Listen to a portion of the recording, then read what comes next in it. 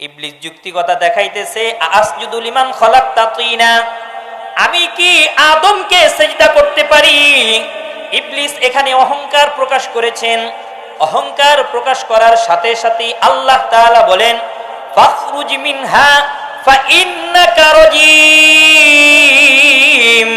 এই অহংকারী তুমি বের হও, আমার জান্নাত থেকে বের হও, আমার প্রিয় বান্দাদের তালিকা থেকে বের হও। আল্লাহ তাআলা ইবলিসকে জান্নাত থেকে বের করে দিলেন। জান্নাত থেকে বের করে দুনিয়ার জমিনে পাঠিয়ে দিলেন। পাঠিয়েও আবার বলে, ওয়া ইন্না আলাইকা লা'নাতা ইলা ইয়াউমিদ্দিন, শুধু দুনিয়ার জমিনে পাঠাইলাম তাই নয়, দুনিয়ার জমিনেও তুমি লানত প্রাপ্ত হবে। আমি আপনাদের সামনে সূরা লুকমানের 25 নং আয়াতে কারিমা তেলাওয়াত করেছি। আয়াতটা বুঝার আগে আমি একটি কথা বলি। আপনারা আপনাদের পছন্দের বন্ধুর প্রশংসা করতে বেশি স্বাচ্ছন্দ্য বোধ করেন, আপনার প্রিয় মানুষের প্রশংসা প্রায়ই করে থাকেন, করেও আপনি মজা পান। যার সম্পর্কে প্রশংসা করেন তিনি শুনলে তিনিও নিজেও মজা পায়। আপনার প্রশংসা যদি কোনো পত্রিকায় ছাপানো হয়, আপনি শুনেও নিজের কাছে আনন্দিত হবেন, মজাও পাবেন। কোনো মঞ্চে যদি আপনার প্রশংসা করা হয়, আপনি নিজেকে ভাগ্যবান মনে করবেন, ঠিক না? তো আল্লাহ তাআলাও লক্ষ লক্ষ কোটি কোটি মানুষের মধ্যে সবাই আল্লাহর বান্দা। এই সকল বান্দাদের মধ্য থেকে এক শ্রেণীর বান্দার প্রশংসা আল্লাহ তাআলা ফেরেশতাদের সাথে করে, সুবহানাল্লাহ। এক শ্রেণীর বান্দাদের গুণ আল্লাহ তাআলা বর্ণনা করে। ওই বান্দারা কত ভাগ্যবান, ঠিক না? আল্লাহ তাআলা লক্ষ লক্ষ মানুষের মধ্য থেকে আল্লাহর কিছু প্রিয় বান্দাদেরকে আলাদাভাবে মার্কিং করবে, চিহ্নিত করবে। এই সূরা ফুরকানের 25 নং আয়াত থেকে আল্লাহ তাআলা আল্লাহর প্রিয় বান্দাদের গুণ বর্ণনা করে। আল্লাহ তাআলা নিজেই বলে যে লক্ষ লক্ষ মানুষের মধ্য থেকে আমার কিছু প্রিয় বান্দা আছে। তো এই কোটি কোটি মানুষের মধ্য থেকে আমার প্রিয় বান্দাকে চিনব কিভাবে? আমার প্রিয় বান্দাকে চিনার 12টি আলামত রয়েছে, আমার প্রিয় বান্দাদের 12টি গুণ রয়েছে। এই গুণ যার মধ্যে থাকবে, আমি কোটি কোটি মানুষের মধ্য থেকেও আমার এই প্রিয় বান্দার আলামতগুলা দেখে, গুণগুলা দেখে দেখে আমি আল্লাহ আলাদা করে নিব, সুবহানাল্লাহ বলি। যারা এই 12টি গুণ অর্জন করতে পারে তারাই হলেন শ্রেষ্ঠ মুমিন। আমার আজকের আলোচ্য বিষয়ে দেওয়া হয়েছে সূরা ফুরকানের আলোকে এই জমিনে কারা শ্রেষ্ঠ মুমিন, কারা আল্লাহর কাছের বান্দা, কারা আল্লাহর প্রিয় বান্দা। এই জন্য এই সূরা ফুরকানের 25 নং আয়াত থেকে আল্লাহ তাআলা আল্লাহ নিজেই আল্লাহর প্রিয় বান্দাদের গুণ বর্ণনা করেন, আল্লাহর প্রিয় বান্দাদেরকে চিনার 12টি আলামত বর্ণনা করেন। এবার হাত উঠিয়ে বলেন যে এই 12টি আলামত কে কে শুনবেন না? সাবধান, মাশাআল্লাহ, শুনবেন তো সবাই ইনশাআল্লাহ? হ্যাঁ, না বললাম যদি কেউ না শুনে তাহলে 2টা গ্রুপ আলাদা হয়ে যায়। আগেই একটা গ্রুপ এরা শুনবে না, আর এই গ্রুপ ওনারা শুনবে। মাশাআল্লাহ, সবাই শুনবে। আল্লাহ তাআলা প্রত্যেককে কবুল করুক, আমিন। সম্মানিত হাজিরিন, সূরা ফুরকানের 25 নং আয়াতে আল্লাহ তাআলা বলেন, ওয়া ইবাদুর রহমানিল্লাযীনা ইয়ামশুনা আলাল আরদি হাওনা, আমি আল্লাহর প্রিয় বান্দা তারা যারা পৃথিবীতে নম্রভাবে চলাফেরা করে, অহংকার করে না, দাম্ভিকতা করে না, তারা হলেন আমি আল্লাহর প্রিয় বান্দা। আল্লাহ তাআলা এই আয়াত থেকে প্রিয় বান্দাদের গুণ বর্ণনা করতে গিয়ে 1 নাম্বার গুণ বর্ণনা করেন, আল্লাযীনা ইয়ামশুনা আলাল আরদি হাওনা, জমিনে কোটি কোটি মানুষের মধ্য থেকে আমার প্রিয় বান্দাদের 1 নাম্বার গুণ হলো আমার প্রিয় বান্দারা বিনয়ী হবে, নম্র হবে। যারা নম্র হবে তারা আমি আল্লাহ তাআলার প্রিয় বান্দা। নম্র বুঝার জন্য একটি কথা বলি। আপনারা জানেন নবী করিম সাল্লাল্লাহু আলাইহি ওয়াসাল্লামের মক্কা জীবনের কথা। মক্কার কাফের মুশরিকরা নবীজিকে কি পরিমাণ নির্যাতন করেছে, অত্যাচার করেছে। সাহাবা ইকরামের রক্তে, নবী করিম সাল্লাল্লাহু আলাইহি ওয়াসাল্লামের রক্তে মক্কার মাটি রঞ্জিত হয়েছে। আল্লাহ তাআলার ফয়সালা ক্রমে সেই মক্কার শাসন ভার একদিন মুসলমানদের কাছে চলে এসেছে। যখন মুসলমানদের কাছে এসেছে তখন মক্কার কাফের মুশরিকরা মাথায় হাত দিয়ে বসে আছে আর বলে, হায় আফসোস, মুসলমানদেরকে কত নির্যাতন করেছি মক্কার মাটিতে, কত অত্যাচার করেছি। আজকে সেই মুসলমানরা মক্কার শাসক, মক্কার নেতা, মুসলমানরা তো আমাদেরকেও নির্যাতন করবে। আমরা যে মুসলমানদেরকে নির্যাতন করেছি। কাফের মুশরিকরা গালে হাত দিয়ে বসে আছে। মুসলমানরা মক্কায় প্রবেশ করতেছে, সাহাবা একরাম মক্কায় প্রবেশ করতেছে, কিন্তু অহংকারের সাথে প্রবেশ করে নাই, বরং সাহাবা একরাম বিনয়ের সাথে প্রবেশ করতেছে। আল্লাহর নবীও মক্কায় প্রবেশ করতেছেন। আল্লাহর নবী মক্কায় এত বিনয়ের সাথে প্রবেশ করেছেন। সিরাত ইবনে হিশামের 2 নং খণ্ডের 405 নং পৃষ্ঠায় আব্দুল্লাহ ইবনে আবু বকর রাদিয়াল্লাহু তাআলা আনহু বলেন, ওয়া ইন্না রাসূলুল্লাহি সাল্লাল্লাহু আলাইহি ওয়াসাল্লাম লিয়াদা রাসাহু তাওয়াদুআন লিল্লাহি হিনা রাআ মা আকরামাহুল্লাহু বিহি মিল ফাতহি। আল্লাহর নবী আল্লাহ প্রদত্ত মক্কা বিজয় দেখে মক্কাতে এত বিনয়ের সাথে প্রবেশ করলেন, এত বিনয়ের সাথে প্রবেশ করলেন, হাত্তা ইন উসনুনাহু লিয়াকাদু ইয়ামাসসা ওয়াসিতাতার রাহলি, আল্লাহর নবীর দাড়ি মুবারক বাহনের সাথে পর্যন্ত লেগে গিয়েছে। সুবহানাল্লাহ। আমরা গাড়িতে বসলে মাথাটাকে যদি নিচু করে দেই তাহলে আমাদের মাথা অনেক সময় সামনের সিটের সাথে লেগে যায়, ঠিক না? আল্লাহর নবী মক্কাতে প্রবেশ করার সময় বিনয়ে মাথাকে এত নিচু করলেন, এত নিচু করলেন, আল্লাহর নবীর দাড়ি মুবারক বাহনের সাথে লেগে গিয়েছে। সুবহানাল্লাহ। আল্লাহর নবী কি বিনয় অবলম্বন করলেন। আল্লাহ তাআলাও বলেন, আমার কাছে বিনয়ী পছন্দ। আমি আল্লাহ তাআলার প্রিয় বান্দাদের 1 নাম্বার গুণ হলো আমার প্রিয় বান্দারা বিনয়ী হবে। এই জন্যই সূরা ফুরকানের 25 নং আয়াতে বলেন, ওয়া ইবাদুর রহমানিল্লাযীনা ইয়ামশুনা আলাল আরদি হাওনা, জমিনে তারা আমি আল্লাহর প্রিয় বান্দা যারা বিনয়ের সাথে চলাফেরা করে, নম্রভাবে চলাফেরা করে, অহংকার করে না, দাম্ভিকতা করে না। যারা অহংকার করে তাদেরকে আল্লাহ পছন্দ করেন না। সিলসিলাতুস সহিহার 535 নং হাদিস, قال رسول الله صلى الله عليه وسلم, আল্লাহর নবী বলেন, মা মিন আহাদিন ইল্লা ওয়া লাহু ফি রাসিহি হাকামাতুন বিয়াদি মালাকিন। আল্লাহর নবী বলেন, প্রত্যেকটা মানুষের মাথার পিছনে একজন বিশেষ ফেরেশতা থাকে। ওই ফেরেশতার হাতে হাকামা নামক একটি বস্তু থাকে। ফাইদা তাওয়াদুআ কিলা লিল মালাকি ইরফা হাকামাতাহু, বান্দা যখন বিনয়ী অবলম্বন করেন আল্লাহর পক্ষ থেকে, তখন ওই ফেরেশতাকে বলে দেওয়া হয় যে আমার এই বান্দার ইজ্জত সম্মান বাড়িয়ে দাও। সুবহানাল্লাহ। ওয়া ইযা তাকাব্বারা কিলা লাহু দহহাকামাতাহু, আর বান্দা যখন অহংকার করে তখন ওই ফেরেশতাকে বলে দেওয়া হয় এই বান্দাকে লাঞ্ছিত করো, অপমানিত করো, ত্রপিত করো, ত্রপান্বিত করো। নাউজুবিল্লাহ। কারণ আল্লাহ তাআলা অহংকারীদেরকে পছন্দ করেন না।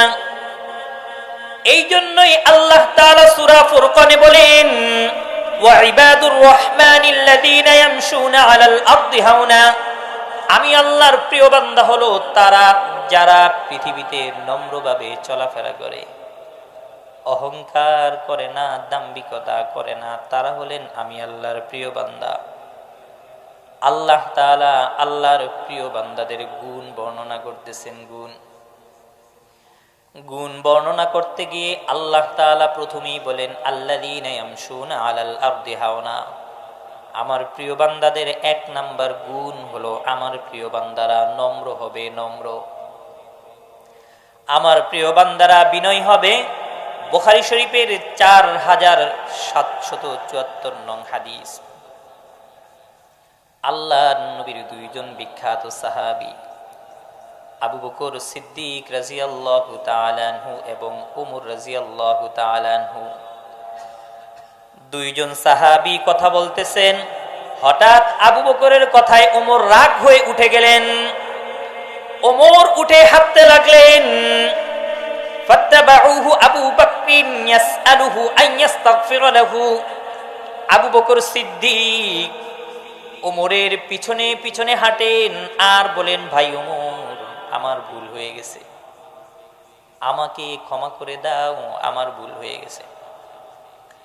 ফালাম ইয়াফআল হাত্তা আগলাকা বাবাহু ফি ওয়াজহিহি। ওমর পিছনের দিকে তাকায় না। ওমর হাঁটতেছেন, হাঁটতে হাঁটতে ওমর নিজের বাসায় চলে গেলেন। পিছনে পিছনে আবু বকর ওমরের বাড়ির দরজায় উঠে গেলেন। ওমর আবু বকরের মুখের সামনে ঘরের দরজাটা লাগিয়ে দিলেন। ফাআকবালা আবু বকর ইলা রাসূলিল্লাহ সাল্লাল্লাহু আলাইহি ওয়াসাল্লাম। আবু বকর সিদ্দিক সোজা আল্লাহর নবীর কাছে চলে গেলেন। পিছনে পিছনে ওমরও আল্লাহর নবীর কাছে চলে গেলেন। ওমর এবার আল্লাহর নবীর কাছে গিয়ে ওমর নিজেই আল্লাহর নবীকে বলতেছেন, ওগো আল্লাহর হাবিব, আপনার সাহাবী আবু বকর এসেছে, আমি তার সাথে এমন আচরণ করলাম তো করলাম। আবু বকর আমার ঘরের দরজার সামনে দাঁড়িয়েছে, আবু বকরের মুখের সামনে দরজাটাও লাগিয়ে দিলাম। ওগদিবা রাসূলুল্লাহ সাল্লাল্লাহু আলাইহি ওয়াসাল্লাম। আল্লাহর নবী ওমরের কথাগুলো শুনে মন খারাপ করলেন। এমন সময় আবু বকর বলেন, আল্লাহ ইয়া রাসূলুল্লাহ লা আনা কুনতু আযলাম। ওগো আল্লাহর হাবিব, আমার ভাই ওমরের কোনো দোষ নাই। ওমর বলে, ওগো আল্লাহর হাবিব, আমার ভাই আবু বকরের কোনো দোষ নাই। একজন সাহাবী আল্লাহর নবীর কাছে আরেকজন সাহাবীকে কি নির্দোষ প্রমাণ করার জন্য চেষ্টা করতেছেন। ওমর বলেন, আমার দোষ সব, আবু বকরের দোষ নাই। আবু বকরও বলেন, সব দোষ আমার ভাই ওমরের কোনো দোষ নাই। এক ভাই আরেক ভাইকে আল্লাহর নবীর কাছে নির্দোষ প্রমাণ করার জন্য সর্বাত্মক চেষ্টা চালিয়ে যাচ্ছেন। কেমন বিনয় অবলম্বন করতেছেন, কেমন আখলাক তাদের। আল্লাহর নবী বিনয় দেখে পছন্দ করলেন। আল্লাহ তাআলা বলেন সূরা ফুরকানের 25 নং আয়াতে বলেন, ওয়া ইবাদুর রহমানিল্লাযীনা ইয়ামশুনা আলাল আরদি হাওনা। আমার প্রিয় বান্দাদের এক নাম্বার গুণ হলো আমার প্রিয় বান্দারা বিনয়ী হবে। সুবহানাল্লাহ। আল্লাহ তাআলা আল্লাহর প্রিয় বান্দাদের গুণ বর্ণনা করতেছে, বিনয়ী হবে। ওমর বিনয়ী ছিলেন, আবু বকর বিনয়ী ছিলেন, শুধু এতটুকুই নয়। হাফেজ ইবনে আসাকির রাহমাতুল্লাহি আলাইহি জগৎ বিখ্যাত কিতাব তারিখ দিমাশকের মধ্যে চমৎকার করে উল্লেখ করে বলেন, 30 নং খণ্ডের 322 নং পৃষ্ঠায় তিনি বলেন, ইয়াখরুজু বিল্লাইলি ইলা বাইতি ইমরাআতিন আজুজিন আময়া মাকআদাতিন। আবু বকর সিদ্দিক রাতের বেলায় বের হয়ে এক অন্ধ পঙ্গু বৃদ্ধ মহিলার ঘরে যেতেন। যাওয়ার পর ফায়াকুমু বিআমরিহা ওয়া ইয়াখদিমুহা, মহিলার সকল কাজ করে দিতেন, রান্না বান্না করে দিতেন। ফালাম্মা ওয়ালিয়া উমর রাদিয়াল্লাহু তাআলা আনহু কানা ইয়াতাআহাদুহা।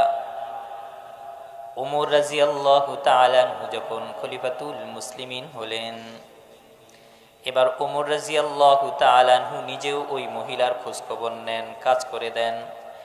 একদিন মহিলা নিজেই বলেন যে উমরকে বলতেছেন, আগে যিনি আমার বাসায় কাজ করতেন, আসতেন, আমার খেদমত করতেন, এখন তিনি আর আসেন না। ওমর অবাক হয়ে গেলেন। অন্ধ মহিলা জিজ্ঞেস করলেন, আগে আপনার বাসায় কে কে খেদমত করতেন? মহিলা বলেন, আমি অন্ধ মানুষ, আমি দেখি নাই, আমি জানি না কে আসতেন, তবে আমি এটা জানি আগে যিনি কাজ করতেন আর এখন যিনি কাজ করেন উভয়ের কাজের মধ্যে অনেক ব্যবধান আছে, অনেক ব্যবধান আছে। তখনই ওমর রাদিয়াল্লাহু তাআলা আনহু কসম করে বলে, আল্লাহর কসম, আগে যিনি কাজ করতেন তিনি হলেন আবু বকর সিদ্দিক। কারণ আবু বকর সিদ্দিক এত বিনয়ী, এত বিনয়ী। আবু বকর সিদ্দিক যেখানে কাজ করে গেছে, তো আমি ওমর সেখানে কাজ করলে মানুষের একটু কমই পছন্দ হয়েছে। আবু বকর সিদ্দিকের বিনয়ী এত ছিল, এত ছিল। এই জন্য আল্লাহ বলেন, আল্লাহ তাআলাও প্রিয় বান্দাদের গুণ বর্ণনা করতে বলেন, ওয়াইবাদুর রহমানিল্লাযীনা ইয়ামশুনা আলাল আরদি হাওনা। জমিনে আমি আল্লাহর প্রিয় বান্দা হলো তারা যারা এই বিনয়ী গুণ অর্জন করে। সুবহানাল্লাহ। আল্লাহ তাআলা সূরা ফুরকানে প্রিয় বান্দার এক নাম্বার গুণ বর্ণনা করেন। আমার প্রিয় বান্দাদের এক নাম্বার গুণ হলো আমার প্রিয় বান্দারা বিনয়ী হবে। বিনয়ী হতে পারবো ইনশাআল্লাহ। 12টা গুণ বর্ণনা করতেছে, মনে আছে না? আল্লাহ সূরা ফুরকানে আল্লাহর প্রিয় বান্দাদের 12টা গুণ, 12টা আলামত বলতেছে। পৃথিবীতে কোটি কোটি মানুষের মধ্য থেকে এই 12টা আলামত দিয়ে আমি আমার প্রিয় বান্দাদেরকে আমার কাছে নিয়ে আসবো। সুবহানাল্লাহ। তো আল্লাহ তাআলা আল্লাহর প্রিয় বান্দাদের 12টি গুণ বর্ণনা করতে গিয়ে এক নাম্বার বলে, আল্লাযীনা ইয়ামশুনা আলাল আরদি হাওনা। আমার প্রিয় বান্দাদের এক নাম্বার গুণ হলো আমার প্রিয় বান্দারা বিনয়ী হবে। ইমামে আজম আবু হানিফা রাহমাতুল্লাহি আলাইহি রাস্তা দিয়ে হাঁটতেছেন, পিছনে পিছনে আরেকজন যুবক হাঁটে, আর ইমামে আজম আবু হানিফা রাহমাতুল্লাহি আলাইহিকে বকাবকি করে, গালিগালাজ করে। ইমামে আজম আবু হানিফা রহমতুল্লাহ আলাইহি লোকটির অশ্রাব্য ভাষার কথা শুনে কিছুই বলে নাই, হাঁটতেছে হাঁটতেছে, হাঁটতে হাঁটতে যখন এইরকম 3 রাস্তার মোড় চলে আসছে, তখন ইমামে আজম আবু হানিফা রহমতুল্লাহ আলাইহি দাঁড়ায়া বলেন, যিনি গালি দিয়েছেন তাকে বলেন, ভাই আমি তো এখন এদিকে চলে যাব, আর আপনি তো এদিকে চলে যাবেন। আমার মনে হয় আপনি যে এতক্ষণ আমাকে বকাবকি করলেন, আপনার মন ভরে নাই, আমি দাঁড়ালাম, আপনি আপনার দিলের তৃপ্তি ভরে আমাকে বকাবকি করেন। আপনার মন ভরার পরে আমি আমার এদিকে যাব, তো আপনি আপনার রোডে যাবেন। যুবক অবাক হয়ে ইমামের দিকে তাকিয়ে আছে। আধা ঘন্টা পর্যন্ত বকাবকি করলাম, কিছুই তো বললো না, তো বললো না, আবার দাঁড়ায় বলেন আমি আমার মন ভরে বকাবকি করতাম। কেমন বিনয়ী ইমাম, কেমন বিনয়ী হলেন! এই বিনয়ীকে আল্লাহ পছন্দ করে সূরা ফুরকানে বলেন, ওয়াইবাদুর রহমানিল্লাযীনা ইয়ামশুনা আলাল আরদি হাওনা। আমার প্রিয় বান্দারা বিনয়ী হবে, জমিনে বিনয়ী হবে। যারা বিনয় অবলম্বন করবে তারা হলেন আমি আল্লাহ তাআলার প্রিয় বান্দা। সুবহানাল্লাহ। বিনয়ী মানুষের ইজ্জত সম্মান সব কিছু বাড়াইয়া দেয়। আল্লাহ তাআলা বলেন, ওয়াকসিদ ফি মাশইকা ওয়াগদুদ মিন সাওতিক। তোমরা জমিনে নম্রভাবে চলাফেরা করো, সংযতভাবে চলাফেরা করো, তোমরা তোমাদের কণ্ঠস্বরকেও সংযত করো। ইমাম বাইহাকি রহিমাহুল্লাহ তার জগৎ বিখ্যাত কিতাব সুনানুল কুবরার ভিতরে 7790 নং হাদিস, তিনি বলেন, মান তাওয়াদা লিল্লাহি রাফাহুল্লাহু ফাহুয়া ফি নাফসিহি সগীরুন ওয়া ফি আয়ুনিন নাসি আযীমুন। কোন বান্দা যদি আল্লাহকে সন্তুষ্ট করার জন্য বিনয় অবলম্বন করে, আল্লাহ তাআলা তার মর্যাদা এত বাড়িয়ে দেয়, এত বাড়িয়ে দেয়, এত বাড়িয়ে দেয়, বান্দা নিজের চোখে নিজেকে ছোট মনে করলো, আল্লাহ তাআলা মানুষের চোখে তাকে বড় বানিয়ে দেয়। সুবহানাল্লাহ। বিনয়ী মানুষকে এত বড় করে, আর অহংকার মানুষকে ধ্বংস করে দেয়। অহংকার মানুষকে এমন ভাবে ধ্বংস করে, আল্লাহ তাআলা সূরা লুকমানের 18 নং আয়াতে বলেন, ওয়ালা তুসাইর খাদ্দাকা লিন-নাস ওয়ালা তামশি ফিল আরদি মারাহা ইন্নাল্লাহা লা ইউহিব্বু কুল্লা মুখতালিন ফাখুর। তোমরা খবরদার জমিনে অহংকার বশত মানুষকে তুচ্ছ তাচ্ছিল্য করো না, জমিনে উদ্ধতভাবে পদালোচনা করো না। আল্লাহ তাআলা জমিনে কোনো অহংকারীকে পছন্দ করেন না, কোনো অহংকারীকে পছন্দ করেন না। ইবলিস আসমান জমিনের মধ্যে আল্লাহর অনেক ইবাদত করেছেন। ইবনে কাসির রাহমাতুল্লাহ আলাইহির জগৎ বিখ্যাত কিতাব আল বিদায়া ওয়ান নিহায়ার মধ্যে চমৎকার করে উল্লেখ করে বলেন, কয় ইবলিস আল্লাহর এত ইবাদত করলেন, এত ইবাদত করলেন, এত ইবাদত করলেন, আসমান জমিনের সব জায়গায় ইবলিস আল্লাহকে সিজদা করলেন। অন্য এক বর্ণনায় আছে যে ইবলিস ৬০০০ বছর পর্যন্ত আল্লাহর ইবাদত করলেন। ৬০০০ বছর পর্যন্ত আল্লাহকে আল্লাহ বলে স্বীকার করলেন, ৬০০০ বছর পর্যন্ত আল্লাহর ইবাদত করলেন। এবার আল্লাহ তাআলা বলেন, ওয়া ইয কুলনা লিল মালাইকাতি ইসজুদু লিআদামা ফাসাজাদু, এ ফেরেশতাদের দল ইবলিস সহকারে সবাইকে বলেছেন তোমরা আদম নবীকে সিজদা করো। আল্লাহর হুকুমে সকল ফেরেশতারা আদম নবীকে সিজদা করলেন, ইল্লা ইবলিস আবা ওয়াস্তাকবারা ওয়া কানা মিনাল কাফিরিন। ইবলিস আদম নবীকে সিজদা করে নাই, বরং আল্লাহর কাছে যুক্তিকতা পেশ করতেছেন, রব্বুল আলামিন খলাকতানি মিন নারিন ওয়া খলাকতাহু মিন তিন, আপনি আমি ইবলিসকে এই রকম ভাবে আগুন থেকে সৃষ্টি করলেন, আদমকে মাটি থেকে সৃষ্টি করলেন। আগুনের প্রজ্বলিত তাপ তো উপরের দিকে যায়, আমি উপরের মানুষ কিভাবে মাটির আদমকে সিজদা করব? ইবলিস যুক্তিকতা দেখাইতেছে, আসজুদু লিমান খলাকতা তিনা, আমি কি আদমকে সিজদা করতে পারি? ইবলিস এখানে অহংকার প্রকাশ করেছেন। অহংকার প্রকাশ করার সাথে সাথে আল্লাহ তাআলা বলেন, ফাখরুজ মিনহা ফাইন্নাকা রাজিম, এ অহংকারী তুমি বের হও, আমার জান্নাত থেকে বের হও, আমার প্রিয় বান্দাদের তালিকা থেকে বের হও। আল্লাহ তাআলা ইবলিসকে জান্নাত থেকে বের করে দিলেন, জান্নাত থেকে বের করে দুনিয়ার জমিনে পাঠিয়ে দিলেন। পাঠিয়েও আবার বলে, ওয়া ইন্না আলাইকা লানাতা ইলা ইয়াউমিদ্দিন, শুধু দুনিয়ার জমিনে পাঠাইলাম তাই নয়, দুনিয়ার জমিনেও তুমি লানত প্রাপ্ত হবে। আল্লাহ তাআলা ইবলিসকে লানত প্রাপ্ত করে দিলেন। ৬০০০ বছর পর্যন্ত ইবলিস আল্লাহর ইবাদত করলেন, আল্লাহকে আল্লাহ বলে স্বীকার করলেন, রবকে রব বলে স্বীকার করলেন। শুধুমাত্র এক জায়গায় এসে ইবলিস অহংকার প্রকাশ করেছে, আল্লাহ তাআলা ৬০০০ বছরের ইবাদত বাতিল করে দিলেন, আল্লাহর পছন্দের বান্দা থেকে দূরে সরিয়ে দিলেন। তাৎক্ষণিক বলে, ফাখরুজ মিনহা ফাইন্নাকা রাজিম, এ অহংকারী বের হও আমার জান্নাত থেকে। আবার দুনিয়ার জমিনেও, ওয়া ইন্না আলাইকা লানাতা ইলা ইয়াউমিদ্দিন, দুনিয়ার জমিনেও আল্লাহ তাআলা ইবলিসকে লানত প্রাপ্ত করে দিলেন। অহংকার এত ভয়াবহ রোগ, অহংকার যেই শরীরের মধ্যে ঢুকবে ওই শরীর আল্লাহর জান্নাতে প্রবেশ করতে পারবে না। এবার হাত উঠে বলেন কে কে অহংকার করবেন? মাশাআল্লাহ, অনেক সচেতন তো, খেয়াল করে শুনতে আছে। মাশাআল্লাহ, আল্লাহ আমার ভাইদেরকে কবুল করুক। অহংকার অনেক ভয়াবহ রোগ। আর অহংকার তো এক প্রকারের না, একদিকের না। চোখের অহংকার আছে, চোখের দ্বারা ইশারা দেয়, খবর আছে কিন্তু দেখায় কিনা।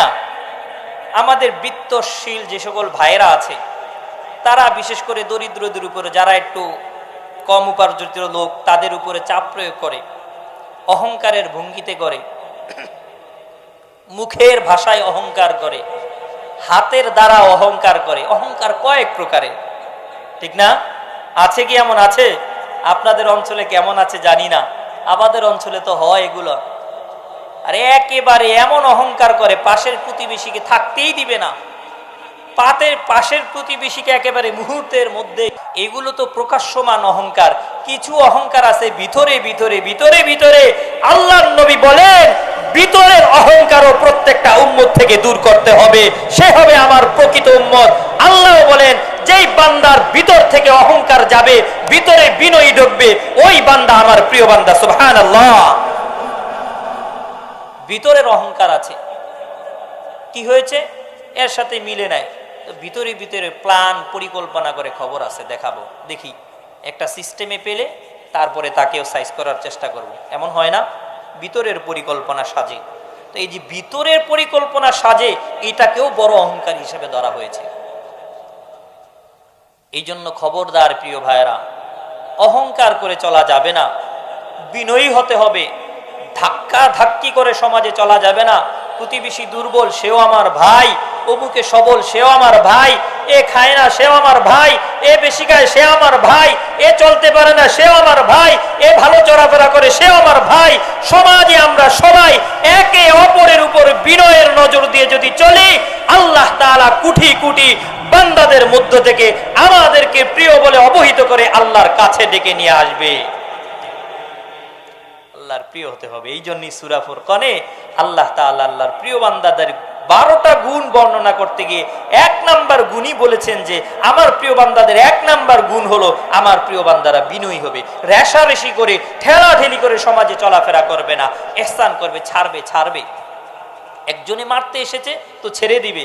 ওই যে ইমামে আজম আবু হানিফাকে বকাবকি করেছে, বরংস তিনি বকাবকি করে নাই, ধৈর্য ধরে শুনে তাকে উদ্বুদ্ধ করেছে, সে বরংস লজ্জা পেয়ে তিনিও বিনয়ী হয়ে গেছে। সুবহানাল্লাহ। বিনয়ের উচ্চ পর্যায়ে আছে নবী মুহাম্মদ রাসূলুল্লাহ। নবী করিম সাল্লাল্লাহু আলাইহি ওয়াসাল্লামের মক্কা জীবনের কথা।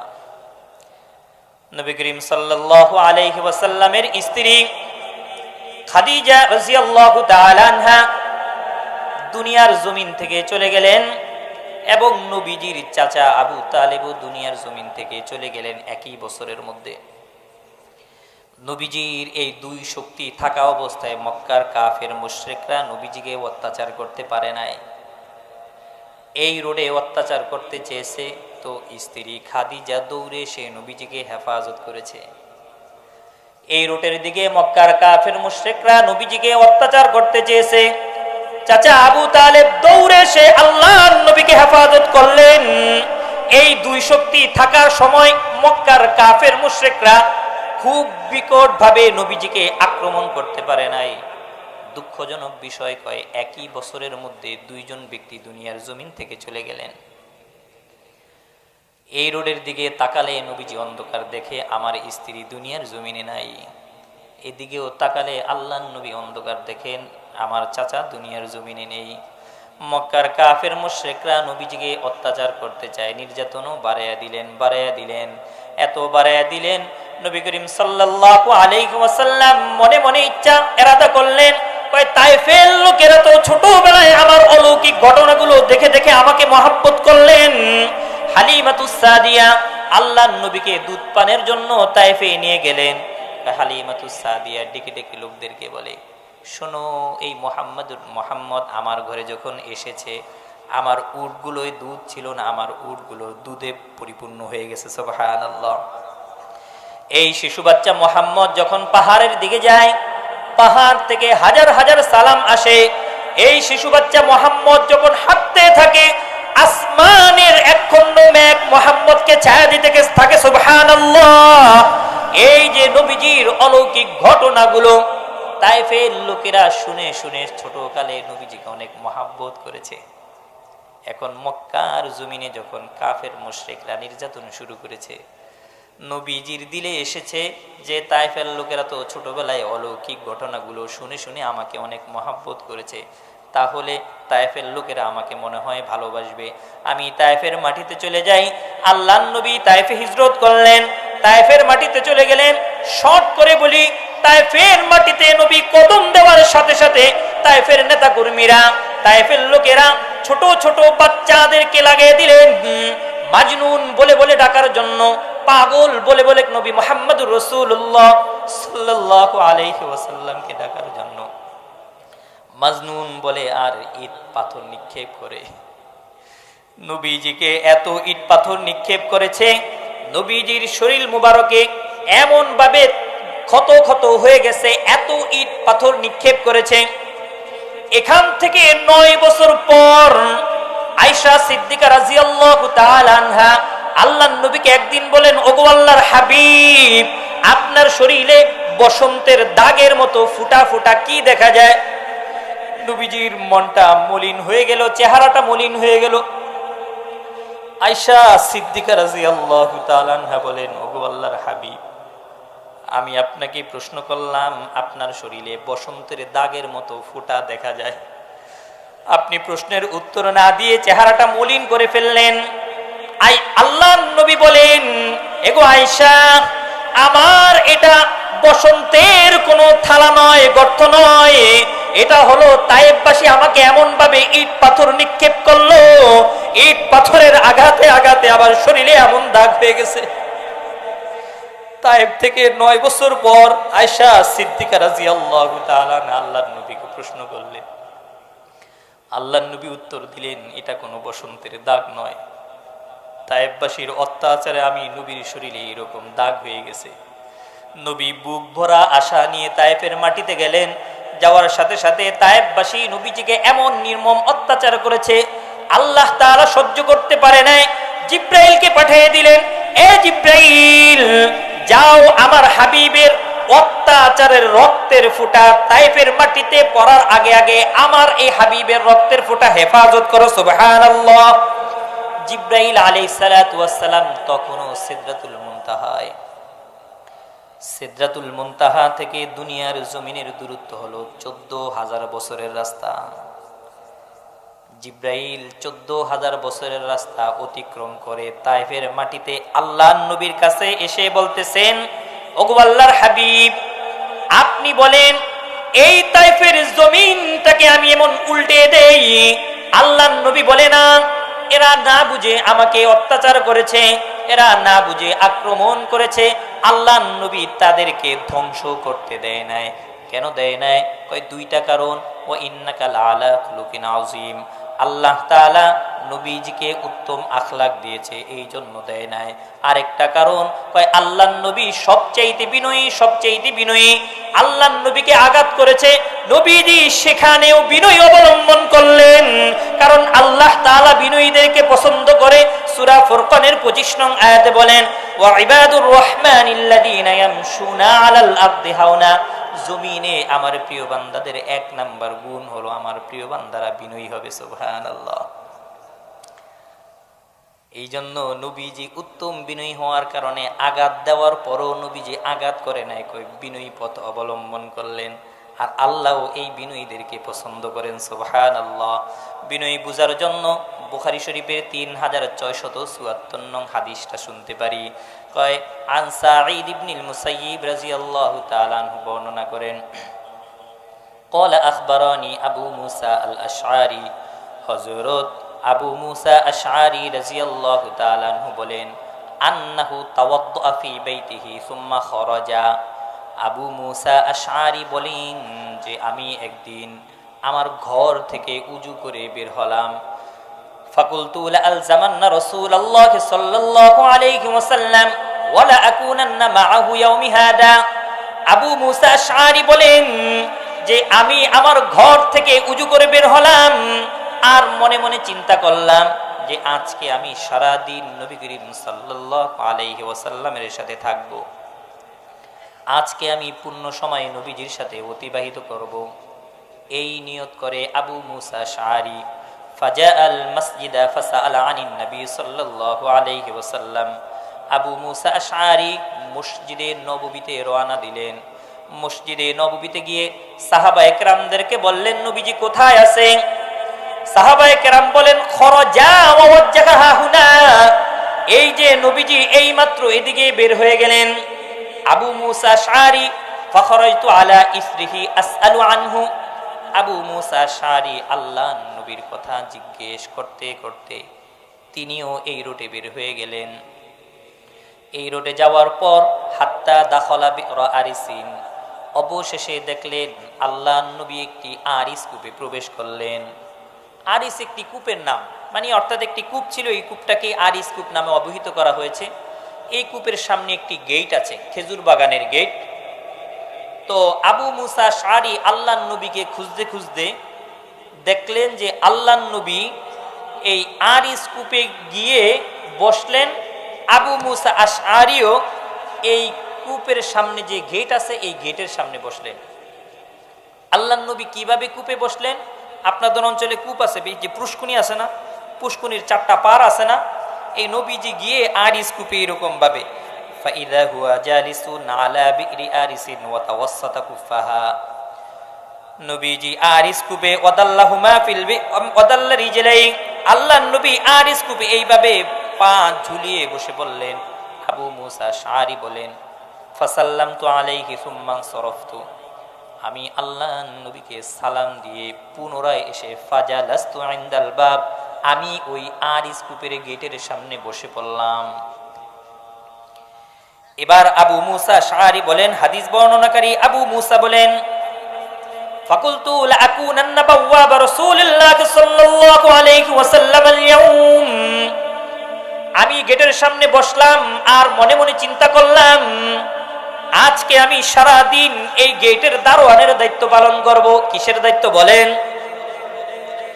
আবু মুসা আশআরী বলেন আমি গেটের সামনে দারোয়ানের দায়িত্ব পালন করব, অনুমতি ছাড়া, ইজাজত ছাড়া কাউকে ভিতরে প্রবেশ করতে দিব না।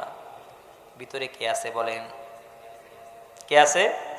আল্লাহর নবী বসে আছে, ওই যে কূপের কিনারায় আল্লাহর নবী বসে আছেন। এবার আবু মুসা আশআরী গেটের সামনে বসে আছেন।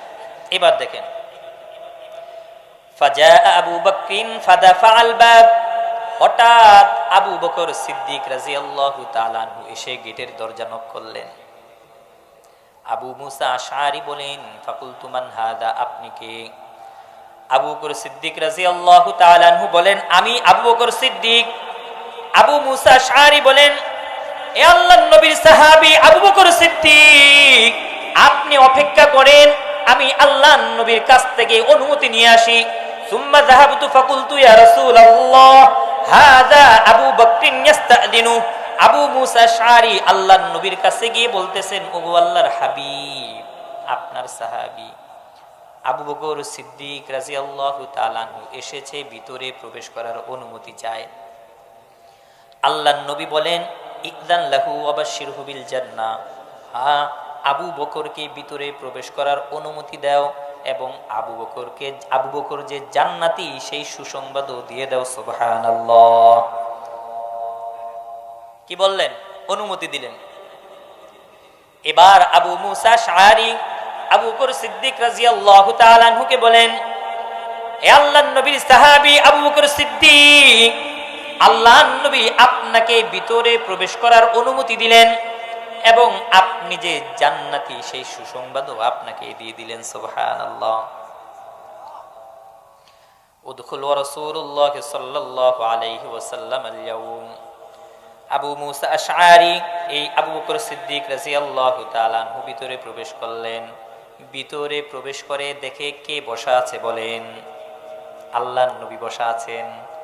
এবার আবু বকর সিদ্দিক রাদিয়াল্লাহু তাআলা আনহু কূপের কিনারায় আল্লাহর নবীর ডান পাশে আল্লাহর নবীর মতো করে বসলেন। ওয়াদাল্লা রিজলাইহি ফিল বিকরি কামা সানান নবী সাল্লাল্লাহু আলাইহি ওয়াসাল্লাম, আল্লাহর নবী কূপের কিনারায় যেভাবে বসলেন আবু বকর সিদ্দিক রাদিয়াল্লাহু তাআলা আনহু আল্লাহর নবীকে নকল করে ঠিক সেভাবেই আল্লাহর নবীর ডান পাশে কূপের কিনারায় বসে বললেন। সুবহানাল্লাহ। আবু বকর সিদ্দিক রাদিয়াল্লাহু তাআলা আনহু আল্লাহর নবীকে এত নকল করতেন, আল্লাহর নবী নামাজে দাঁড়াইলেন, আবু বকর সিদ্দিক রাদিয়াল্লাহু তাআলা আনহু পিছনে দাঁড়ায়া তাকায়া তাকে আল্লাহর নবীর নামাজকে নকল করেন। কিভাবে আল্লাহর নবী হাত বাঁধলেন, কিভাবে আল্লাহর নবী রুকু করলেন, কিভাবে আল্লাহর নবী সিজদা করলেন। আবু বকর আল্লাহর নবীর নামাজকে নকল করে কয় নামাজ শেষে আবু বকর ঠিক সেভাবেই আল্লাহর নবীর মতো করে নামাজ পড়ার চেষ্টা করতেছে। সুবহানাল্লাহ। আল্লাহর নবী উযু করতেছেন, আবু বকর সিদ্দিক রাদিয়াল্লাহু তাআলা আনহু আল্লাহর নবীর উযুকে নকল করে ঠিক সেভাবেই উযু করার চেষ্টা করতেছেন। এই জন্যই আল্লাহর নবী উম্মতকে বলে আল্লাহ তাআলা আমার উম্মতের মধ্যে এমন একজন আবু বকর দান করলেন, অন্য কোন নবীর উম্মতের মধ্যে এমন একজন আবু বকর নেই। আদম নবীর উম্মতের মধ্যে এমন একজন আবু বকর বকর নেই, দাউদ পয়গম্বরের উম্মতের মধ্যে এমন একজন আবু বকর নেই, ঈসা নবীর উম্মতের মধ্যে এমন একজন আবু বকর নেই, ইব্রাহিম নবীর উম্মতের মধ্যে এমন একজন আবু বকর নেই। আল্লাহ তাআলা আমার উম্মতের মধ্যে এমন একজন আবু বকর দান করলেন। এই যে আমার উম্মতের মধ্যে জান্নাতে যাবে, জান্নাতে যাবে, জান্নাতীদের তালিকায় সবার আগে আমার আবু বকর সিদ্দিক আল্লাহর জান্নাতে প্রবেশ করবে। সুবহানাল্লাহ। আবু বকর সিদ্দিক জান্নাতে প্রবেশ করবে, জান্নাতের 8 দরজা আল্লাহর নবীর সাহাবী আবু বকরকে ডাকতে থাকবে, এই আল্লাহর নবীর সাহাবী আমার দরজা দিয়ে তুমি জান্নাতে প্রবেশ করো। ওই দরজা বলবে, এ আল্লাহর নবীর সাহাবী আবু বকর সিদ্দিক আমার দরজা দিয়ে তুমি জান্নাতে প্রবেশ করো। জান্নাতের 8 দরজা আবু বকর সিদ্দিক রাদিয়াল্লাহু তাআলা আনহুকে ডাকতে থাকবে।